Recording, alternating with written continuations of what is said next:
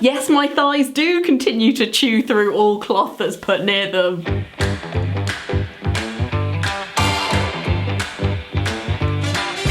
I never know what to dress up as for Halloween. Maybe I just didn't get enough practice in. I wasn't allowed to celebrate Halloween as a kid. Whatever I dress up as, nobody seems to guess who I am. So I thought, one, the world is spooky enough already out there this year without me making it any scarier. And what if I dressed up not as something scary, but as something I kind of already looked like? Then people might finally be able to guess what I'm supposed to be. This is one of the most common comments I get about my appearance, and yes, I am aware that from some angles I may look like Beanie Feldstein. Is it because we're both chubby white women with very straight, boring brown hair? Potentially, but I think there might be something else there. What do you think? I don't know. Beanie also happens to star as some of my favourite characters of all time. Molly from Booksmart and Johanna in How to Build a Girl. How to Build a Girl is a novel to film adaptation and it's one of my favourite books ever. And I think she did a pretty decent job, but I wouldn't be a Midlandser if I didn't have to comment on that accent. Johanna Morrigan is dead. This is the legendary Dolly Wilde. Anyway, all sins forgiven. I thought I'd try and dress up as both of those characters and a third bonus outfit dressing as Beanie herself and see what you think. Which should I choose for my Halloween costume? I've got them hung up there. Let's do a wardrobe montage and see if I can find myself a non-scary, wholesome Halloween costume. Now, the more hawk-eyed of you might recognise this next outfit because it used to look like this. However, after a trip to my local hardware shop, a little bit of upcycling pizzazz in the washing machine, and we have da-da! This is my cotton Lucy and Yak jumpsuit. I originally got it off Depop and I do wear it occasionally, but I thought for this video it would be cool to give it a different colour. It also had a few stains on it, a few sins that needed to be covered up, and overall I think I like this colour more. And if I wore it with confidence, I reckon I'd be able to get into the staff only section of B&Q. What do you think? This is of course Molly and Amy's matching party outfits from Booksmart, which would not be complete without bum bag, which I can't find for the life of me. So at the moment we're gonna make do and mend with Craig's crossbody bag, but if I wore this for Halloween, I swear on our new king's life that I would get a bum bag. I don't know how far that swear goes, but I'll also need a stylish necktie. Very French. Is this French? If you are French, tell me in the comments if you actually are more likely than most of the rest of the world population to wear one of these kind of scarves, but I had to add my own touch with a bit of leopard print. And then of course, I think this is actually more of what the character Amy wears, but as I think I'm embodying both of their vibes today, it has to be a beret. This is the completed outfit. I feel like if you've seen Booksmart, you'd immediately know who I was. And that's all anyone can ask for, I hope.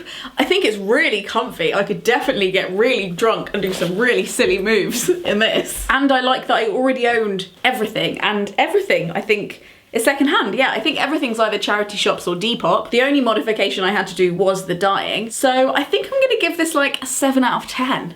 As a costume. It's definitely up there. Maybe if I learned some lines from the film as well. I don't know. What do you think? Catwalk.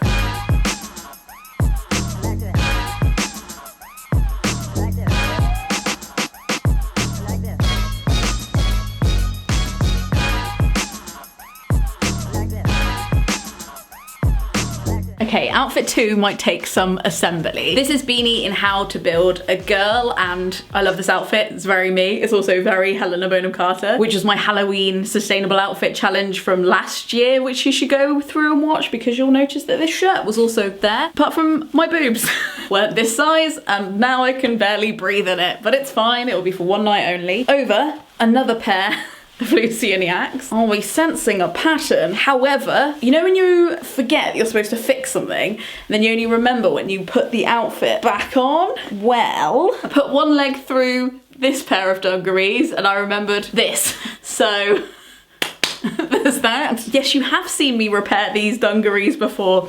Yes, my thighs do continue to chew through all cloth that's put near them. Joanna is wearing a bowler hat in this picture. I don't own a bowler hat. I don't know if that shocks you or not. It probably does shock you, actually. I feel like I'm the kind of person who might have a bowler hat, but I don't. However, it's not the kind of item that I want to spend money on because I'm probably never going to wear it again. Nobody I know owns one. I text a few people, I checked. However, I did have some spare cardboard about, so please enjoy this montage of me making my own top hat. I've installed one of my slightly hairy hairbands onto the back because it is a little bit too small for my head, despite all my measuring capabilities. And in this picture, she does have her hair pinned up, so let me see if I can make something happen. Okay, we might need to do some work on the architecture of the hat.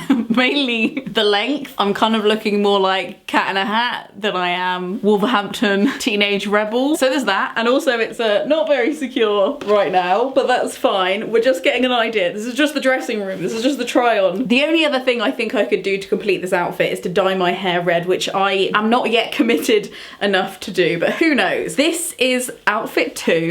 What do you think? Catwalk.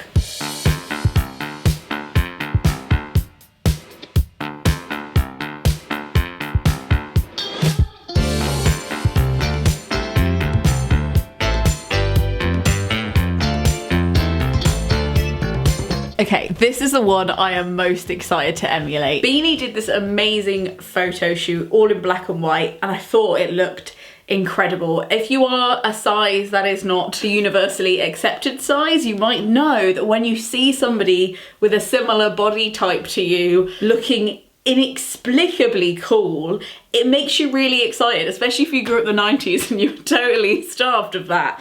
So I really wanted to emulate this outfit, even just for my own self-confidence, not just for Halloween, but it does look kind of witchy as well, right? This outfit was by far my favourite, and I think I have all the elements that could make it work. So we've got the bodycon silky slinky dress. I don't have a shawl like that, but I do have this rather fetching shimmery shirt that I can totally, to use Hannah Louise Poston's turn of phrase, dupe the vibes with and just do up one button like that. That's a bit restrictive. Maybe I'll just wear it on my shoulders. Yeah, that's better. She has her hair up really slick and off her face. Again, a style I'm not really used to doing, but I'll try it. And then she has this amazing big black bow. Now, I didn't own a big black bow,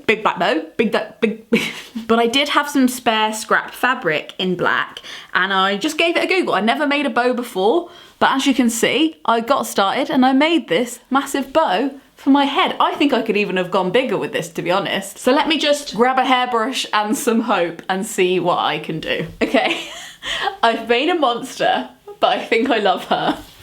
So I pinned my hair back in a half ponytail, which I honestly don't think I've done since year 9. Secured the bow with a few precarious pins. And I've also done way more eyeliner and some more dark brown lipstick just to add to the Halloween-y, gothic-y black and white feel. And this is the finished look. I kind of think I like it the most.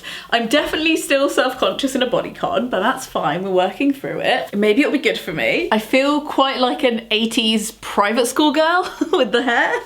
But generally I feel really glamorous, really like a sexy, slimy bat. Let's catwalk, shall we?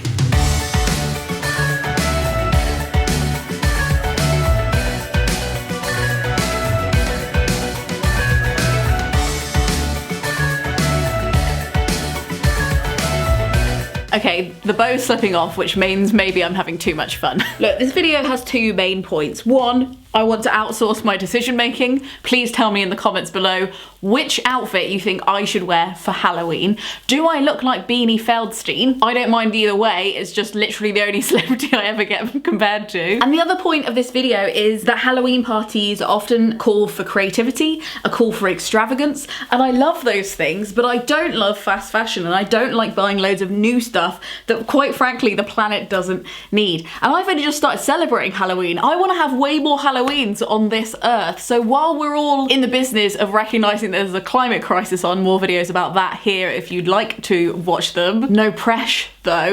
But while we're in the business of wanting to celebrate Halloweens in the next 50 to 90 to 100 years, look in your own wardrobe. There's definitely stuff in there you can use. Most of the time people don't remember what you wear on Halloween, so just making sure you're having fun with it. Grabbing cardboard or dyes or spare fabric, things that are already around your home to make the props that you might need, means more fun, less stress, and more money left over for chips at the end of the night. What's not to like? What's not to adore? Thank you so much for watching this video. If you enjoyed it, you don't need to thank me, you need to thank the Gumption Club. They tip me per video to make sure these videos keep happening, and in exchange, I put them in a secret Facebook group where we chat about life every single freaking day, and I also give them a podcast every week. If you're interested in that, the links to more info are below. Would you like to start avoiding fast fashion? Well, have I got the playlist for you? Or perhaps you want to hear about the climate crisis, but in a cheery and not scary and not freezy kind of way. Here's the playlist I would encourage you to click on. Maybe you just want to see me fanny around in more outfits. For that, I would suggest subscribing so you don't miss a video. I upload every Monday at 6 PM UK time. And in that case, I will see you next week. Frog smug out.